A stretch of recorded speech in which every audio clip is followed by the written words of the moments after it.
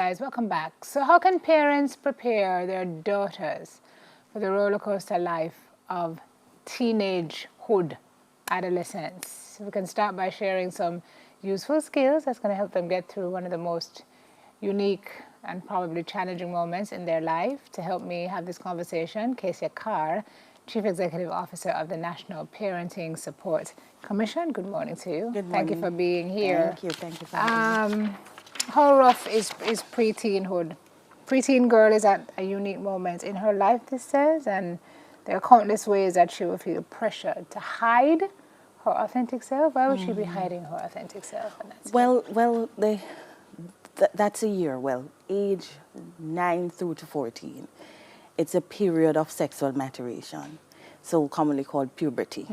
And with that comes many emotions, many psychological, many physiological and biological changes that parents will have to help their daughters to accept and understand why these changes are occurring.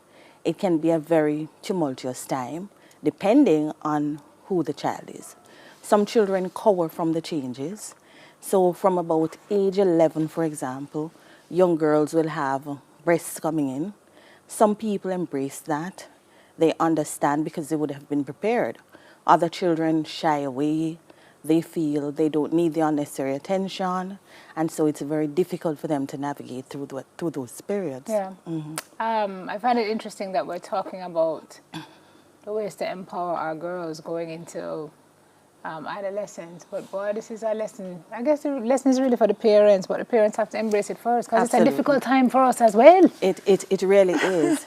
And the parents can help to make their children feel even more confused, because at one stage you're telling them, oh, you're growing up, but at the other time you might be telling them you're still a child. So we add to the confusion. So it's very important that parents help their children to understand what it is that they are supposed to expect, because it's just a natural part of the transition into adulthood. Of course. And to embrace those. I mean, there are things like hygiene practices, for example. All right, we're going to get into them.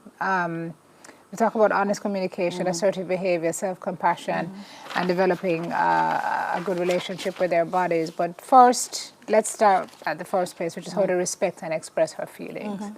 She's supposed to be able to feel as if she can do that with mommy and with daddy. With mommy and with daddy. So one of the things I usually tell parents is just to understand that we're first created sexual beings. That's the first thing. So there's nothing odd about the feelings that persons are going to experience during this time. And the sexual changes, the pubic hair, the hair underneath the arm. Girls will start menstruating. These are just common natural processes that we have to help them to understand and to accept. That it's just a part of the growth process. Okay, and we have to accept it as well. Right. Because, boy, I mean, all of those things that you mentioned are denotative things, but they're kind of connotative implications that come along with it. I think is what freaks out a lot of the parents. It's what makes parents have anxiety. And then parents tend to pass on these anxieties to their children. Yeah. So you first have to accept. I know in my own family, my mother cried. I don't understand why when we transitioned that way, when we started our periods, my mom cried. And but we understood, if not from her, from our guidance and counseling classes, that this was natural. So it's important that parents just accept. Did your mom have that discussion with you? I'm curious. Well, she did, but she cried. Okay. She did. Well, she did. She had the discussion, and we got that little book from early, how a girl grows up. Okay. So we had that too. So that's the other thing. If parents feel a little shy, or if they feel they don't have the language, you're not capable, there are books out there that are age appropriate, that detail in simple ways what children should expect. What about this positive relationship with her body? What are we talking about here? Well, just accept the changes. Sometimes, or the research is showing that sometimes puberty comes on early, or the onset of puberty might be earlier, depending on body mass, so the amount of fat you have. In our society where image is everything, then children will have issues with self-image. It's very important for them to understand that we need to accept all body types, and we need to accept that, yes, your pelvic girdle, your hips are going to widen. It's just a part of the process. Breasts are going to come in. You're going to look differently. Especially in this age girls, of social media. And especially in this age of social media where the images come and then there's bullying. Yes. It's very important for our young girls to accept who they are. And mummies and daddies are a very instrumental part of that, helping their children to accept. You've taken us right into the next one, which is dealing with bullies and predators. Right. Yeah. And, you know, especially with social media, persons feel empowered to say just about anything and to comment on anything. But maybe one of the things our children need to also do is to get involved in other things. So social media is a part of this time. We can't necessarily shield our children from that. Should we be trying at that stage? We should monitor. Okay. We should monitor. We should monitor their engagements with social media. Okay. But get them involved in other things like sports, co-curricular activities. That will help to boost their self-esteem and just take some of the pressures off. They feel connected. They'll see other people going through the same things, and they'll you know, put their energies into other also areas, give them a sense of belonging to a group. Absolutely. That will help them build their confidence as well.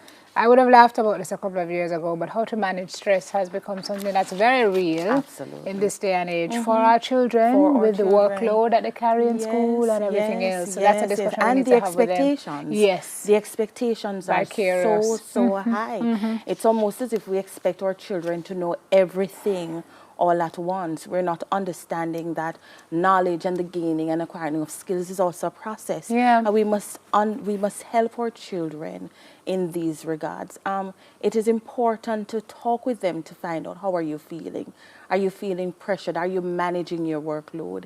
Is it that we need to cut back on some of the chores at home or cut back on some of the other engagements, not just the social engagements, but the co-curricular activities? There are children who are involved in just about everything at school. And just to manage the schoolwork, to create that balance. And importantly, just to have some me time, because with this stage also comes mood swings and all kinds of things, and that will also increase those kinds of imbalances. So we want to have the conversations. Boy, I say that so often with the children, to find out, talk to them, and listen. Sometimes when I talk to them, because we think them don't understand and them can't express, and they're so intuitive. They're very intuitive and so articulate that sometimes we just have to start talking. They are, but with a view to listen all the time. You have to listen.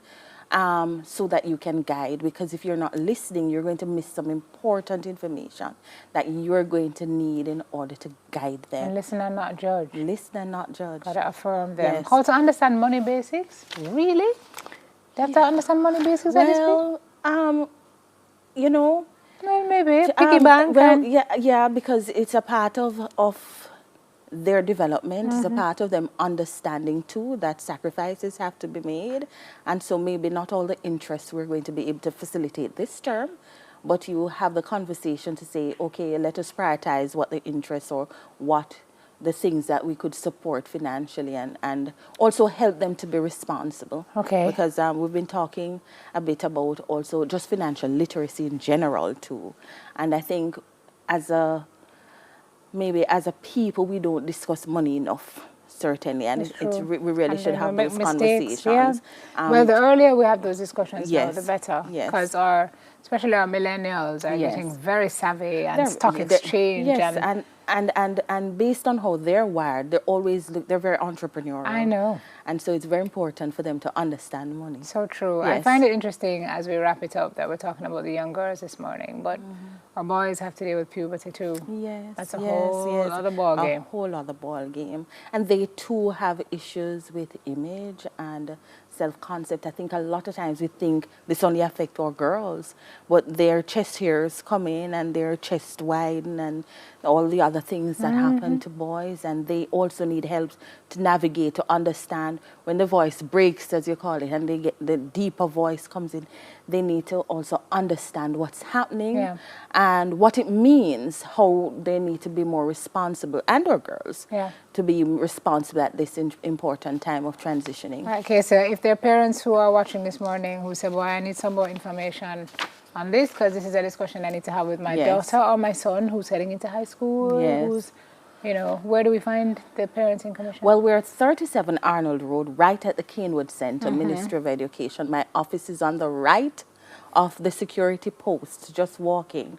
We don't need an appointment to see us. And of course, I give my cell phone all the time. It is 382-8606. I answer all calls. 382-8606. You better get to a admin assistant for your phone today. And the landline is 967-7977. 967-7977. Yes, Thank and you these for days we sharing put this information. 876 before. I know, Yeah. of course we do.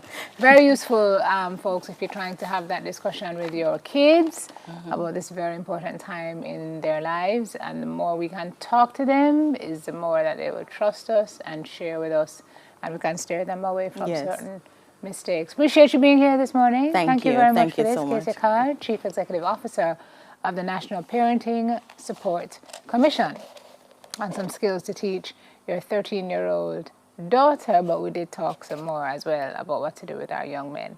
Stay with us, please. We're going to discuss relaxing the office dress code for the summer. Is your office hot? Oh, it's extremely hot. And you're going to work into that, Jackie? I know. See, that's why we need to talk about it. We'll be right back with more. Soon come.